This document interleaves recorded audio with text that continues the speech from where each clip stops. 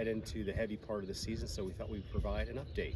So let's start behind me with our tomato and tomatillo house. On the right, you can see our tomatillos. It's a first time grow for us this year. We have a couple varieties that we're really excited about.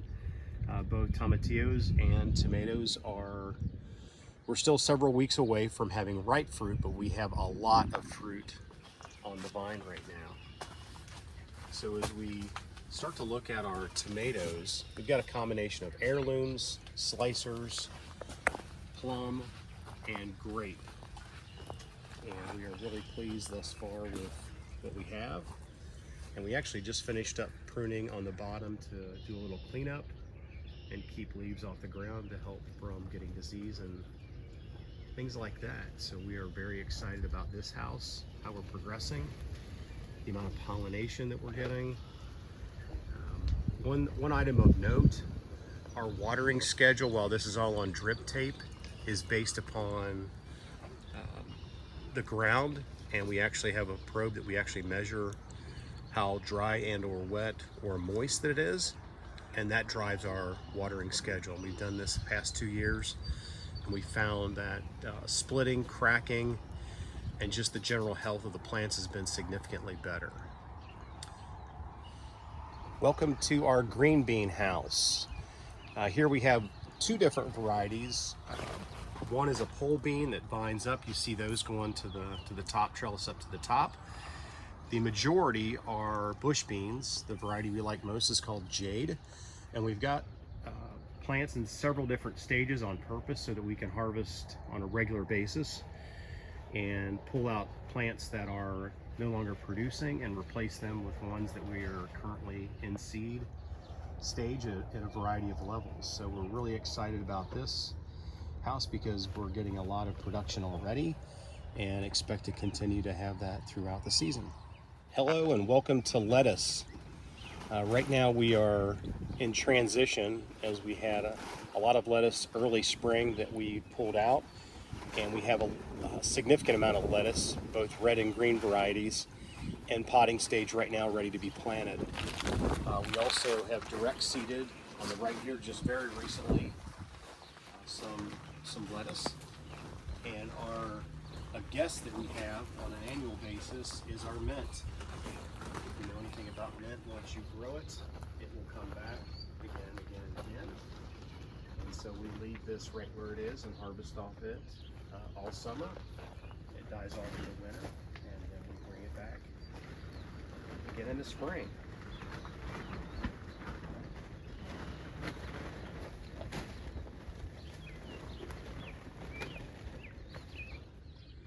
In our third high tunnel here, we have a combination of crops. In one row we have breakfast radish, which we've had several harvests out of this bed. And on the right we have kohlrabi that's coming to the end of life. We've got a couple more harvests, but they're getting a little bit big for that. To the right of them we have direct seeded beets, which were just planted and also on drip tape. So those are just shy of a couple months away. And then on the left side here we have three different things. We have kale, chard, and basil.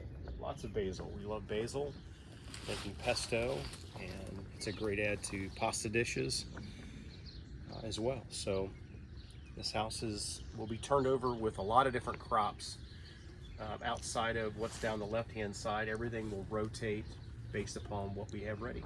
Moving outside, we have several different crops.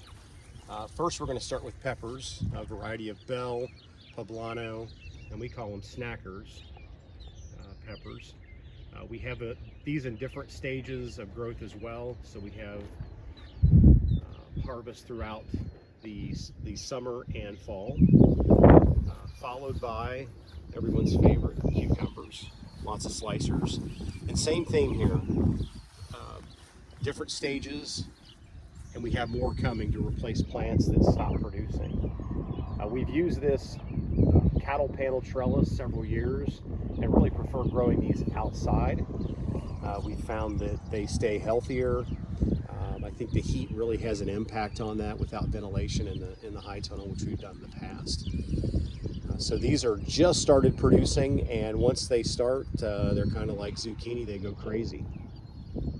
Our next section of our outside crops, we have a combination of cole crops, which you're looking at. The first row here is Brussels sprouts and broccoli, followed by watermelon. It's really started to take off here in the last week. We've tried to grow the next crop several times and haven't had success, but I think this year our luck has turned. These are sugar cube melons. They're about the size of a softball, maybe a little bit larger, and they are the best fruit you could ever have, I think. Next is a repeat of the first row, Brussels sprouts and broccoli. And then something very new for us this year, and was a last minute decision. That's why it's a little bit short, but this is sweet corn. And we're very, very, very excited about it. It germinated very well. It's come up very well, and it'll be a little bit late in the season, but once it comes up, we're looking forward to sharing it with everyone. This last row on the outside is actually carrots, and we did something a little bit different here. We definitely raised the bed up. You may have seen the broad fork that was in the lettuce house. We can go back and look at that. But this is taking a lot of information from a lot of different experts to apply what you see here. So we did one thing that was a little bit unique. We actually upcycled our totes that we get grain for our birds in, and watered it heavily, covered it, and we run drip tape on a regular basis until it germinates. What this does is it keeps it moist, and that's a key component of carrot germination. So we're pretty excited about this. They have just barely started, not all of them are germinated, and this cover's about ready to come off in a day or two. This is our squash patch, and we have separated it, and we've done this pretty much every year, primarily because of pests. And what we found is if you move to a new location, the pests, i.e. squash bugs, tend to put a little bit less pressure on the plants by moving it. So we have a wide variety here again. You're looking at pumpkins, nearest, patty pan squash, yellow squash, zucchini, delicata is in here as well. And most of these plants are about the same stage. We will have another planting that will happen in another location. These plants are looking, for the most part, pretty healthy, and are producing exceptionally at this point in the season. So we're very excited about this patch as well.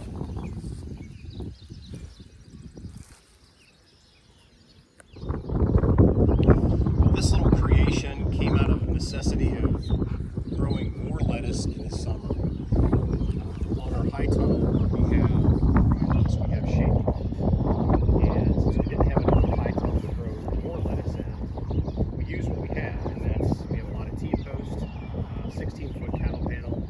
We actually had an extra section of shade cloth, so we use this to grow lettuce this summer. And we have some direct seeded already, and we have a lot of lettuce ready to transplant in here as well. And so we're excited to see how this produces this year. It's a little bit of a test, but I think all of farming is a test at times.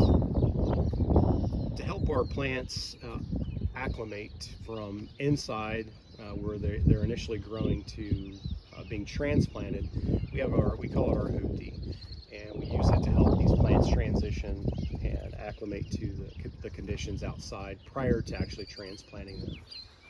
We had a lot of success with our lettuce in doing this and helping them acclimate, and most of this is ready to go in the ground, so it will be planted in the coming days.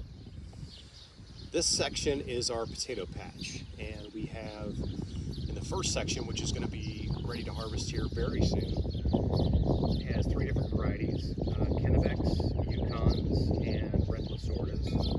And we'll look forward to that.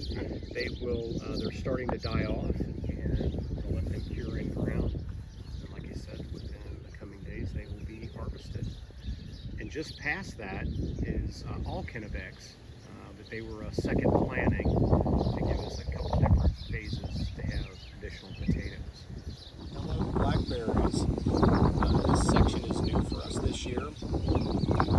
Very excited about it. It's more for 2025.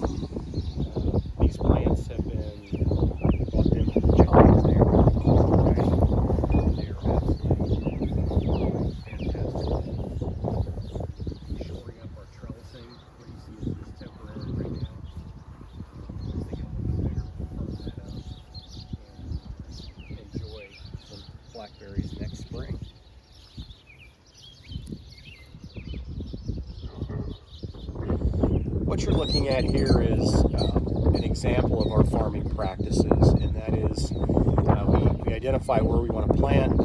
We mow that, literally mow it down as low as we can once or twice, and then we place this cover over it, and it's called a silage tarp. And what it does, especially in the summer, is it heats up the ground, kills off the vegetation, and also kills weed seeds and especially in the summer perennials.